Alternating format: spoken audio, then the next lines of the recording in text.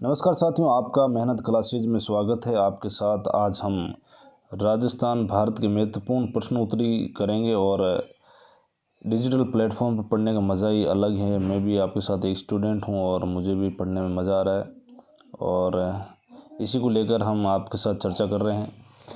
और आप इस चैनल पर नए हो तो लाइक और सब्सक्राइब कीजिए और आने वाले वीडियो के लिए तैयार रहिए, क्योंकि जो राजस्थान की और भारत की वैकेंसीज आ रही है, भर्तियाँ आ रही है, उसके लिए ये अहम पार्ट्स होगा आपके लिए। यदि आप लगातार निरंतर तैयारी कर रहे हैं तो आपके मेहनत क्लासेज में हम हर दिन नया कुछ लाने की कोशिश करेंगे, महत्वपूर्ण प्रश्न उत्तरी लाएंगे। अभी भारत भर की चल रही है तो आने वाले वक्त में आपके बीच में आपके साथ जो है हम शेयर कर रहे हैं कुछ क्वेश्चन और एक छोटे से मोटिवेशनल कोट के साथ शुरुआत कर रहे हैं। दर्द गम डर जो भी है बस तेरे अंदर है, खुद के बनाए पिंजरे से निकल कर देख तू भी एक सिकंदर। यानी कि सिकंदर बनना है तो आपके खुद का बनाया हुआ आवरण से बाहर निकलना होगा। लोगों का तो काम है कहना, लेकिन आप कुछ करना चाहते हो तो अपने दम पर काम कीजिए। लोगों की जो है ये जुबान है, वैसे आप सक्सेस हो गए तो उसके बाद में लोग कहेंगे हाँ यार मैंने पहले ही कह रहा था, है ना। इसलिए चलते रहो, बढ़ते रहो आगे। आंध्र प्रदेश का कौन सा स्थान बौद्ध स्तूप के लिए प्रसिद्ध है साथियों? कौन सा स्थान प्रसिद्ध है बताइए आप? अमरावती, चित्तूर, विशाखापट्टनम या श्रीकाकुलम? कौन सा स्थान प्रसिद्ध है बच्चों बताइए। तो आपके इसमें ऑप्शन नंबर जो है अमरावती एक नंबर सही है। जो अमरावती को जो है धरणीकोटा भी कहा जाता है ना, इसको धरणीकोटा भी कहा जाता है और ये जो है बौद्ध स्तूप के लिए प्रसिद्ध है। आगे बढ़ते हैं सेकंड क्वेश्चन पे। प्राचीन भारत में किस वंश ने सर्वाधिक सोने के सिक्के चलाए थे? जो प्राचीन भारत है उसमें जो है सर्वाधिक सोने के सिक्के कौन से वंश ने चलाए थे? गुप्त वंश ने, कुषाण वंश ने, मौर्य ने या चोल ने? तो इसमें आपके गुप्त होगा, एक नंबर ऑप्शन सही। इसमें जो है गुप्त वंश के राजाओं ने जो है सर्वाधिक सोने के सिक्के प्रचलन में लाए थे गुप्त वंश के शासन में। अगला क्वेश्चन, महाबलीपुरम किस वंश का बंदरगाह था? है ना, जो ये बंदरगाह को लेकर ये सवाल पूछा गया है। चोल, पल्लव, चालुक्य या काकतीय?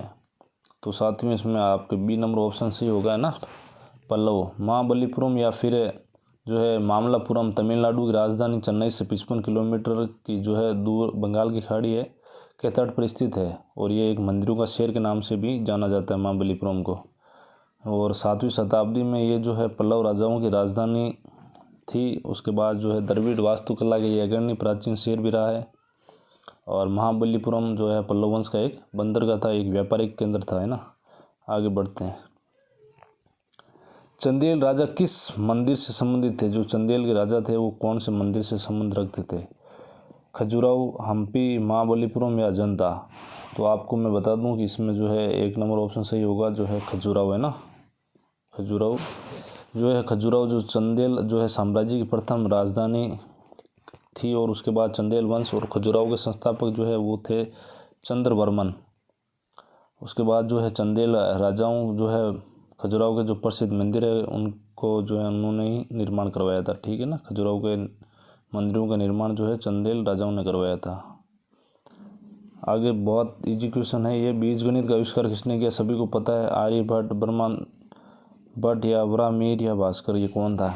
तो इसमें आपका आर्यभट्ट था, है ना। बीजगणित के आविष्कार का आर्यभट्ट को माना जाता है। आर्यभट्ट के बारे में मैं बता दूं आपको कि आर्यभट्ट जो है गुप्तकालीन गणितज्ञ थे और उन्होंने जो शून्य के महत्व की खोज भी आर्यभट्ट ने की थी। शून्य की खोज का सवाल कई बार परीक्षा में पूछा जाता है और इसके बाद इन्होंने बीजगणित की खोज की थी। अगला क्वेश्चन, मौर्य काल में भवन निर्माण के लिए किसका प्रयोग किया जाता था? जो मौर्य काल था उसमें जो है भवन बनाने के लिए किस चीज़ का उपयोग किया जाता? लकड़ी, पत्थर, ईंट या इसमें से कोई नहीं?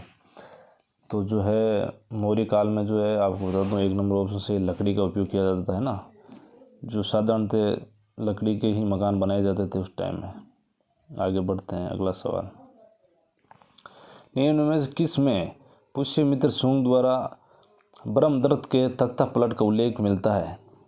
किसमें जो है ब्रह्मदत्त का जो तख्ता पलट हुआ था उसका उल्लेख मिलता है? कौन से बुक्स में मिलता है? पतंजलि के महाभाष्य में, कल्याण के राजतरंगिणी में, बाण भट्ट के हर्ष चरित्र में या कालिदास के जो है मलिविका मन में? कौन से में मिलता है साथियों बताइए। तो साथ ही इसमें आपके जो है बाणभट्ट के हर्ष चरित्र में ये बात लिखी गई है कि जो है बाणभट्ट के द्वारा लिखी गई ये पुस्तक है, और इसमें जो है पुष्यमित्र शुंग ने अंतिम जो मौर्य सम्राट है ब्रह्मदत्त को जो है मारकर सिंहासन प्राप्त किया था, उसके बारे में इसमें जो है पूरी बात बताई गई है ना। बाणभट्ट के हर्ष चरित्र के अंदर जो है पुष्यमित्र शुंग जो अंतिम सम्राट था और जो ब्रह्मदत्त को जो है मारकर फिर सिंहासन प्राप्त कैसे किया, उसके बारे में सारी चीज़ें इस बुक्स में लिखी गई है ना, हर्ष चरित्र में। हर्ष ने विशाल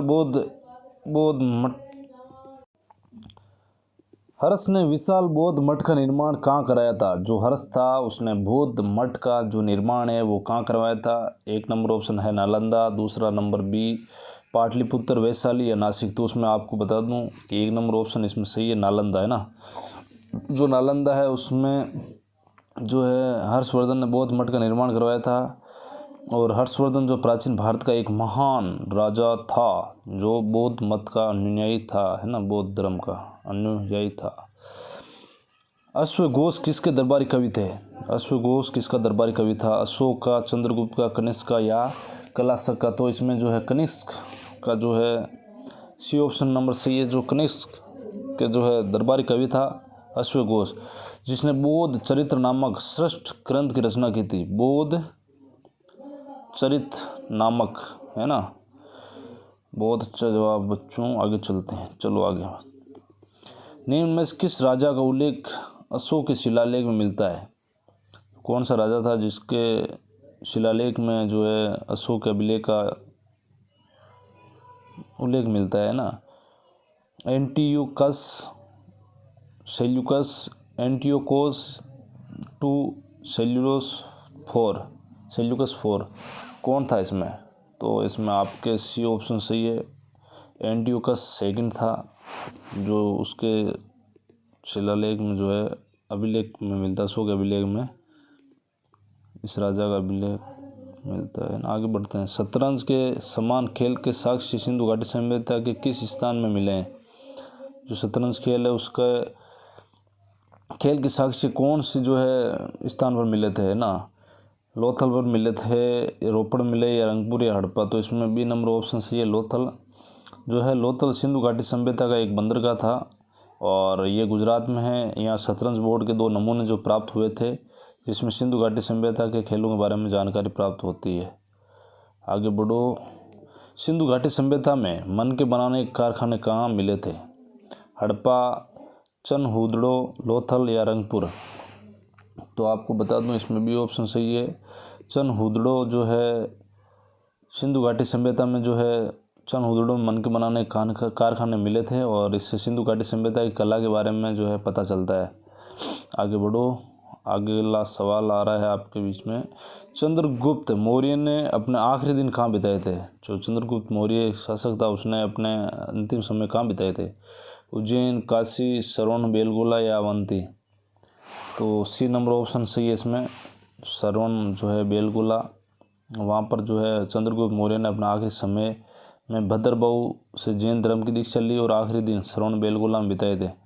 वहाँ पर 297 ईस्वी पूर्व में उन्होंने उपवास द्वारा अपना शरीर का त्याग किया था।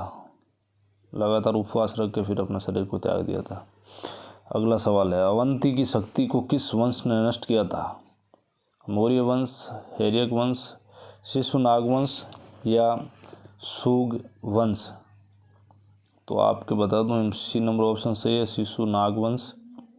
अवंती जो है मगध के पास एक महाजनपद था जो बेहद शक्तिशाली था और इसे बचने के लिए अजातशत्रु ने किलेबंदी कराई थी और अवंती महाजनपद की शक्ति को शिशुनाग वंशी राजा ने नष्ट कर दिया था, है ना। आगे बढ़े।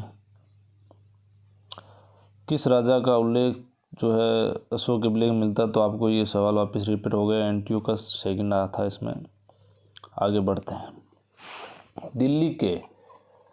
दिल्ली के लोहे स्तंभ का निर्माण किस काल में हुआ था? गुप्त काल, मौर्य काल, सातवाहन काल या शुंग काल? इसमें ए नंबर ऑप्शन से ये जो गुप्त काल है। दिल्ली का जो लोहा स्तंभ मेहरौली दिल्ली में है, मेहरौली है दिल्ली के अंदर, वहाँ पर यह जो है लोहे का स्तंभ बना हुआ है जो गुप्त काल में बनाया गया था। विशाखादत्त कूटनाट्य दर्पण के अनुसार ये स्तंभ चंद्रगुप्त द्वितीय ने विजय के उपलक्ष्य में बनाया था और ये 98% लोहे का बना है और 1600 सालों से इस पर आज तक जंग नहीं लगा हुआ है। ये बहुत ही शानदार चीज़ है। ये सवाल आपके परीक्षा में आ सकता है। याज्ञवल्क्य स्मृति की रचना किस काल में हुई? वैदिक काल, उत्तर वैदिक काल, गुप्त काल या मौर्य काल? किस काल में हुई थी साथियों, बताइए। तो ये आपके गुप्त काल ही है। इसमें याज्ञवल्क्य स्मृति की रचना जो भारत के जो सर्वश्रेष्ठ दार्शनिक थे याज्ञवल्क्य ऋषि ने की थी, है ना, याज्ञवल्क्य स्मृति की रचना। आगे बढ़ते हैं, अगला सवाल। निम्नलिखित में किस वंश की पहचान केवल सिक्कों के आधार पर हुई थी? मौर्य वंश, गुप्त, सातवाहन या कुषाण? कौन सा था? तो वो आपके डी ऑप्शन सी है, कुषाण। जो है कोई अभिलेख नहीं होने के कारण कुषाण वंश की राजधानी केवल सिक्कों के आधार पर होती है। आगे बढ़ते हैं, अगला सवाल। सिंधु घाटी सभ्यता से घोड़े की हड्डियों के निशान कहाँ पर प्राप्त हुए थे? जो सिंधु घाटी है उसमें जो घोड़े के निशान, हड्डियों के निशान कहाँ प्राप्त हुए थे, बताइए आप। धोलावीरा, सुरकोटदा, कोटडीजी या चनहुदड़ो? तो आपको मैं बता दूं, ये सुरकोटदा बी नंबर ऑप्शन सही है, जिसमें घोड़े के हड्डियों के निशान प्राप्त हुए थे, हड्डियां मिली थी घोड़े की। आगे बढ़ते हैं। चंद्रगुप्त प्रथम ने जिस लिच्छवी राजकुमारी से विवाह किया उसका नाम क्या था? कुमार देवी, कुबेर नाग, ध्रुव देवी या वासु देवी? कौन थी वो देवी जिसने शादी की थी जो है चंद्रगुप्त प्रथम ने? तो वो कुमार देवी थी। ये नंबर ऑप्शन सही है। चंद्रगुप्त प्रथम ने लिच्छवी राजकुमारी जो है कुमार देवी से विवाह किया था, जिससे उसे अंग का राज्य मिल गया था। उनके पुत्र का नाम समुद्रगुप्त था, जिसने पूरे भारत में दिग्विजय प्राप्त की थी, है ना, जिसने विजय प्राप्त की थी। आपको ये सवाल। सिंधु घाटी सभ्यता की मोरों पर सर्वप्रथम रूपांकन कौन सा है? रूपांकन है ना, एक सींग वाला जानवर है, गेंडा, हाथी, बैल। सिंधु घाटी सभ्यता जो मोहरें मिली थी उस पर किसका चित्र अंकित था? तो उस पर एक सींग वाले जानवर का जो है चित्र अंकित था। जो है सिंधु घाटी सभ्यता की मोरों पर सर्वाधिक जो है उत्कर्ण एक सींग वाले बैल का है, जो कि एक मिथ की जानवर है और ग्रीक रोमन कथाओं में भी पाया जाता है। इसको रोमन कथाओं में भी इसका चर्चा की गई है। कुषाण किस जनजाति से संबंधित थे?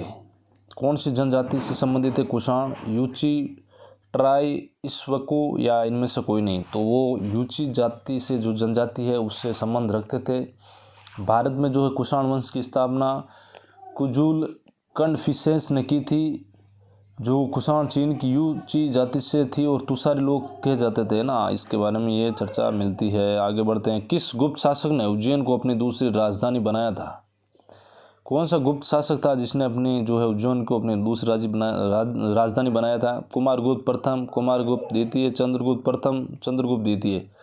कौन था? तो वो था चंद्रगुप्त द्वितीय, जिसने उज्जैन को अपनी दूसरी राजधानी बनाया था। जो है चंद्रगुप्त द्वितीय विक्रमादित्य ने बनवाया, विक्रमादित्य ने साथ दिया था, है ना, चंद्रगुप्त का। हेरोडोटस किस भारतीय यवन शासक का राजदूत था?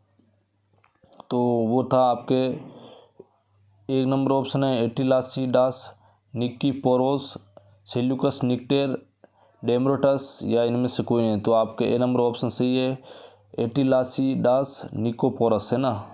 ये विदेशी था और इसीलिए इसने जो है भारतीय यवन शासक का राजदूत बनाया गया था, है ना। पांड्य वंश का राज्य चिन्ह क्या था?